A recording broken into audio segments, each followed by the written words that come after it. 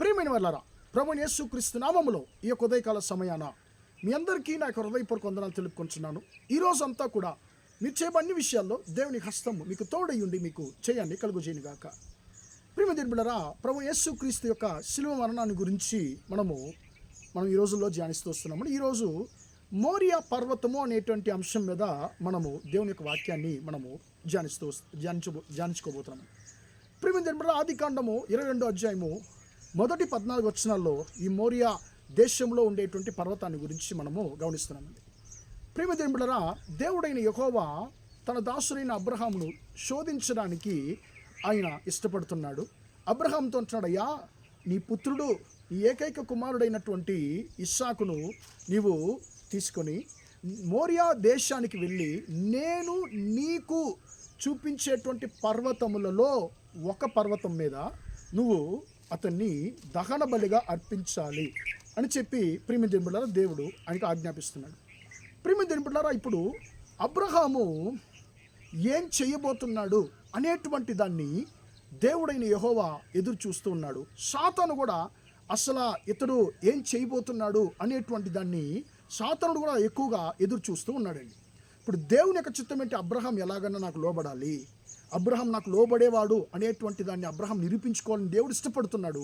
సాతాను ఎలాగన్నా అబ్రహాంని దారి తప్పించాలి అని సాతానుడు ప్రయాసపడుతున్నాడు. ఇప్పుడు సమస్య ఏంటంటే ఈ మోరియా పర్వతము, మోరియా దేశంలో ఉండేటువంటి పర్వతానికి ఈయన వెళ్ళాలంటే, మోరియా అంటే నా వెలుగు దేవుని యొద్ద నుండి వచ్చునని అర్థం అండి. అంటే దేవుని వెలుగుతో నిండి ఉన్నటువంటి దేశంలో ఉండేటువంటి పర్వతములలో ఒక పర్వతము. ఇప్పుడు ప్రియమైన మోరియా అనేటువంటి ఆ యొక్క దేశంలో పర్వతాలు ఉన్నాయండి. ఇప్పుడు అంటే పర్వతం అంటే ఒక్క పర్వతం కాదు, అవి పక్కన ఉండేటువంటి చాలా చిన్న చిన్న కొండలు అక్కడ ఉంటాయండి. ఇప్పుడు దేవుడు అంటున్నాడు, ఆ కొండలలో నేను చూపించేటువంటి ఒక కొండ మీద నువ్వు నీ కుమారుని దహన బలిగా అర్పించాలి అని అంటున్నాడు. ప్రియమైన బిడ్డలారా, ఇప్పుడు ఈ యొక్క దేవుని వెలుగుతో నిండి ఉన్నటువంటి దేశానికి ఈయన వెళ్ళాలంటే ఈయన ఒక భయంకరమైనటువంటి స్థలాన్ని ఈయన దాటి వెళ్ళాలి. ఆ స్థలము ఒక లోయ. ఆ లోయ పేరు హిన్నోము లోయ. ఈ హిన్నోము లోయలో ఏం జరుగుతుందంటే అన్యులు తన దేవతలకు తన బిడ్డలను, చంటి బిడ్డలను నరబలిగా అర్పిస్తారు. ఎలాగంటే ప్రియమైన బిడ్డలారా, అక్కడ వరుసలో ఉంటారు, అది పెద్ద విగ్రహం, అది దానికి కింద నిప్పు అంటిస్తారు. అది ఆ యొక్క దూడ యొక్క ముఖము, మనిషి యొక్క రూపం, మనిషి యొక్క ఒళ్ళు ఉంటుందండి. చేతులు ఇలా ముందు చాపినట్టు ఉంటుంది. ఇప్పుడు వీళ్ళు ఏం చేస్తారంటే ఆ చేతులు అంటే కింద నుండి బాగా నిప్పు అంటించి ఆ చేతులు ఎక్కువగా వేడయంతరకు బాగా నిప్పును ఎక్కువగా పెంచి అక్కడ చాలా వాయిద్యాలు, అక్కడ మేళాలు అవన్నీ కూడా వాళ్ళు ఏం చేస్తారంటే ప్రియమైన బిడ్డలారా వాళ్ళు వాయిస్తుంటారు. అప్పుడు ఎక్కువగా అది బాగా వేడైనప్పుడు చంటి బిడ్డలను తీసుకెళ్ళి ఆ విగ్రహం యొక్క అరిచేతుల్లో పెడతారండి.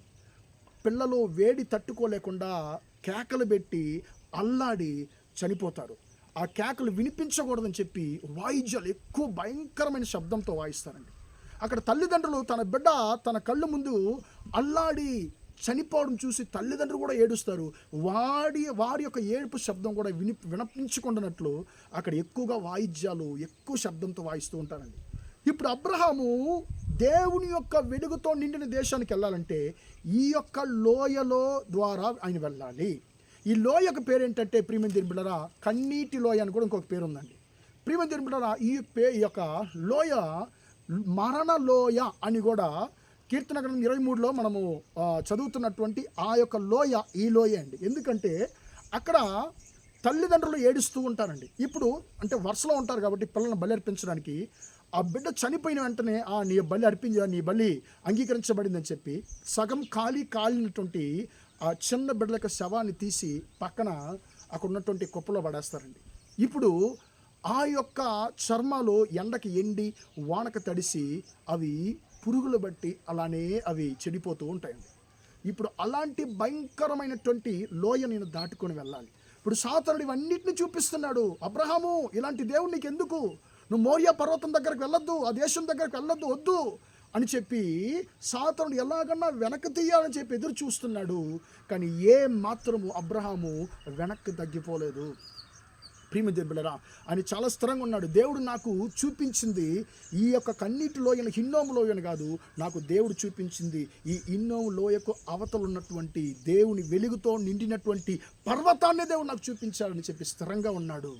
ప్రియమైన దేవుని బిడ్డలారా, చాలా అంటే అక్కడ బలర్పించి వచ్చేటువంటి తల్లిదండ్రులు అబ్రహాం ఇస్సాకును చూసి ఈయన కూడా అక్కడికే వెళ్తున్నాడేమో అని చెప్పి ఆ అబ్బాయిని చూసి కూడా ఏడ్చెళ్ళుంటారు. అయ్యో మంచి అందమైన అబ్బాయి చనిపోబోతున్నాడే అని చెప్పి కూడా ఆ అబ్బాయిని చూసి కూడా ఏడ్చుంటారు. ప్రియమైన దేవుని బిడ్డలారా, సాతాను ఎలాగైనా అబ్రహాంని దారి తప్పించాలని చూస్తున్నాడు. కానీ అబ్రహాము తన కుమారుని అప్పగించడానికి చాలా స్థిరంగా ఉన్నాడు. ప్రియమైన దేవుని బిడ్డలారా, మోరియా పర్వతానికి తన యొక్క కుమారుడిని ఇస్సాకుని తీసుకెళ్ళాడు. ప్రియమైన దేవుని బిడ్డలారా, అక్కడ దేవుడు అద్భుతాన్ని జరిగించాడు. ప్రియమైన దేవుని బిడ్డలారా, ఎలాగైతే అబ్రహాము తన కుమారునైనటువంటి ఇస్సాకును అర్పించడానికి, బలర్పించడానికి సిద్ధంగా ఉన్నాడు, స్థిరంగా ఉన్నాడు, అలాగనే తండ్రి అయిన దేవుడు కూడా తన కుమారుడైనటువంటి యేసుక్రీస్తును నీ కొరకు నా కొరకు బలర్పించడానికి ఆయన కూడా సిద్ధంగా ఉన్నాడు. ఆయన అర్పించాడు. ఆయన బలర్పించినందువలన మనకు రక్షణ కలిగింది, మనకు సంతోషము కలిగింది అనేటువంటి పాఠాన్ని ఈ మోరియా పర్వతము మనకు నేర్పిస్తుందండి. ప్రియమైన దేవుని బిడ్డలారా, ఈ యొక్క అంటే యోహాను సువార్త 3:16 ఒక సండే స్కూల్ టీచరు పిల్లలకు వివరిస్తూ ఒక కథలాగా చెప్తుందండి. ఒకసారి ఆ టీచర్ ఏం చెప్తున్నారు, ఎలాగ దీన్ని వివరిస్తారు, యేసు యొక్క శిలువ మరణాన్ని గురించి ఎలాగ వివరిస్తారబ్బా అని చెప్పి నేను చాలా ఆశతో చూస్తున్నానండి. ఆ టీచర్ వివరించినటువంటి వివరణ నిజంగానే నన్ను తాకిందండి. ఎలాగా పరలోకంలో ఏం జరిగి ఉంటుంది అని చెప్పి ఆ టీచర్ వివరిస్తుందండి. ఒక కల్పన, ఒక ఇమాజిన్ ఆమె చేసి ఒక పరలోకంలో ఒక పెద్ద మీటింగు, ఆ మీటింగ్లో తండ్రి అయిన దేవుడు ఉన్నాడు, ప్రభుని యేసుక్రీస్తు ఉన్నాడు, పరిశుద్ధాత్మ దేవుడు ఉన్నాడు, కోటాకోట్లు దేవదూతలు ఉన్నారు. వీళ్ళందరూ కూడా అక్కడ ఒక మీటింగ్ జరుగుతుంది. ఏంటంటే తండ్రి అయిన దేవుడు అంటున్నాడంట, మానవుల యొక్క రక్షణ కొరకు ఎవరు తన ప్రాణాన్ని అర్పిస్తారు, ఎవరన్నా పరిశుద్ధమైనటువంటి ఎవరన్నా ఒక్కరు వెళ్ళి తన యొక్క మానవుడిగా జన్మించి మానవుల కోసం మరణిస్తే మానవులకి పాప పరిష్కారం కలుగుతుంది అనేటువంటి ఒక మీటింగ్ అక్కడ జరుగుతుంది. అప్పుడు ప్రభుని యేసుక్రీస్తు అంట, తండ్రి నేను వెళ్తాను, మనుషుల కోసం ప్రాణం పెట్టడానికి నేను వెళ్తాను అన్నప్పుడు అక్కడ ఉన్నటువంటి దేవదూతలందరూ కూడా వద్దు వద్దు వద్దు అయ్యా వద్దు, మా మన్నైనటువంటి మనుషుల కోసము యేసయ్య నువ్వెందుకు నీ ప్రాణాన్ని అర్పించాలి, వద్దయ్యా అని చెప్పి వాళ్ళందరూ అక్కడ కేకలు పెడుతున్నారట. కానీ తండ్రి అయిన దేవుడు, కుమారుడా నువ్వు వెళ్ళు, కానీ ఒక్కటి, నిన్ను మనుషులు పిచ్చోడంటారు, నువ్వు దాన్ని ఓర్చుకోవాలి, నువ్వు దెయ్యం పట్టినవాడని చెప్పి అంటారు, నువ్వు ఓర్చుకోవాలి. చివరిగా నిన్ను వారు కలువరి శిలువ మరణానికి అప్పగిస్తారు, నిన్ను కొరడాతో కొడతారు, నీ ముఖం మీద ఉమ్ము వేస్తారు, కాళ్ళు చేతులతో మేకులతో కొడతారు, నీ తల మీద ముళ్ళ కిరీటం నేను పెడతారు, నువ్వు అన్నిటినీ నువ్వు ఓర్చుకోవాలి అని అన్నప్పుడు యేసయ్య అన్నాడంట, నేను ఓర్చుకుంటానయ్యా అని చెప్పాను. అప్పుడు యేసయ్య మానవుడిగా వచ్చి జన్మించాడు. చివరిగా ఆ కలువరి శిలువలో మరణించేటువంటి రోజు వచ్చినప్పుడు తండ్రి అయిన దేవుడు దేవదూతలకు చెప్పాడంట, దేవదూతలారా మీరేం చేయాలంటే నా కుమారుని యొక్క నోటిని మీరు గమనించాలి. ఆ శ్రమలు భరించలేకుండా ఆయన నోటితో ఆ యొక్క తను హింసించేవారిని ఆయన ఏమన్నా ద్వేషిస్తున్నాడా అని చెప్పి మీరు చూడాలి. అలా ద్వేషిస్తే అంతా వ్యర్థమైపోద్ది, అక్కడ రక్షణ కలగదు అని చెప్పి దేవుడు చెప్పాడంట. ఇప్పుడు తండ్రి అయిన దేవుడు అనంట, మీరు నోటిని చూస్తున్నారు, నేను ఆయన హృదయాన్ని చూడబోతున్నాను అంటే కొన్నిసార్లు నోటితో చెప్పలేకపోయినా మనసులో సనుక్కుంటారు, మనసులో ద్వేషిస్తుంటారు, నేను హృదయాన్ని చూస్తాను అని చెప్పి దేవుడు ఆజ్ఞాపించాడంట. ఇప్పుడు సిలువలో యేసయ్య ఆయన కొంచెంగా శ్రమలు పొందుతున్నాడు, దేవదూతలంతా కూడా ఆయన నోటిని చూస్తున్నారు, ఆయన ఏమన్నా సనుక్కుంటున్నాడా, వీరిని దోషిస్తాడని చెప్పి ద్వేషించలేదు. కానీ వారి కొరకు ఆయన ఏం చేశాడంటే విజ్ఞాపన చేశాడు, అయ్యా వీరిని క్షమించి అని చెప్పి ప్రార్థన చేశాడు. హృదయాన్ని చూస్తే, తండ్రి అయిన దేవుడు హృదయాన్ని చూస్తే యేసయ్య హృదయంలో ఏ మాత్రం కూడా తన శత్రువుని ద్వేషించలేదు. ప్రియమైన దేవుడు చివరికి ఆయన కలువరి శిలువలో మరణించాడు. ఆయన మరణము ద్వారా మనకు రక్షణ కలిగింది అనేటువంటి పాఠాన్ని ఆ టీచరు ఒక ఇమాజిన్ స్టోరీతో చాలా చక్కగా చెప్పిందండి. ప్రియమైన దేవుని బిడ్డలారా, ఈ మోరియా పర్వతము యేసయ్య త్యాగాన్ని, ఇస్సాకు యొక్క త్యాగము, అబ్రహాము ఎలాగైతే ఇస్సాకును దేవుని కొరకు అప్పగించాడు, అలాగా అదే మోరియా పర్వతంలోనే ప్రభువైన యేసుక్రీస్తు తన కలువరి శిలువలో మన కొరకు తండ్రి అయిన దేవుడు తన కుమారుడైన యేసుని అప్పగించాడు. ఆయన కలువరి శిలువ మరణము ద్వారా మనకు రక్షణ కలిగింది, సంతోషము కలిగింది, మన ఆత్మ తప్పించబడ్డాయి అనేటువంటి పాఠాన్ని ఈ మోరియా పర్వతం మనకు నేర్పిస్తుందండి.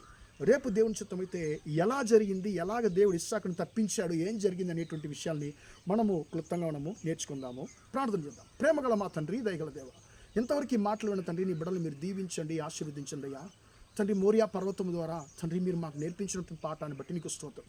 మోరియా పర్వతము తండ్రి అయిన దేవుని యొక్క త్యాగాన్ని అయ్యా, స్తోత్రము, నీ కుమారుడైనటువంటి యేసుక్రీస్తు యొక్క త్యాగాన్ని తండ్రి మాకు నేర్పిస్తుందయ్యా. తండ్రి, మా కొరకు నీ కుమారుని, ఏకైక కుమారుని మా కొరకు అప్పగించడంలో నువ్వు ఏమాత్రం వెనకంచి వేయలేదు. మా యొక్క రక్షణే నీ యొక్క గురిగా ఉన్నది తండ్రి. అయ్యా, నీ కుమారుడు శ్రమలు పొందడానికి మా కొరకు అప్పగించావు, నిందించబడడానికి అప్పగించావు అయ్యా. తండ్రి స్తోత్రమయ్యా, వాటన్నిటిని తండ్రి మేము గుర్తెరిగి కృతజ్ఞత హృదయముతో తండ్రి నీకు అయ్యా స్తోత్రం యథార్థవంతులుగా మేము ఉండడానికి కృపద ఇచ్చామని ప్రార్థిస్తున్నాను. ఈరోజంతా కూడా మా సహోదర సహోదరులు చేసే అన్ని విషయాల్లో మీ హస్తం తోడున్నవని ఆశీర్వదించమని యేసయ్య నామములో ప్రార్థించడి వేడుకొంచున్నాను తండ్రి. ఆమేన్, ఆమేన్. ప్రియమైన వాళ్ళారా, దేవుడు మిమ్మల్ని దీవించి ఆశీర్వదించిన గాక. Praise the Lord, praise the lord.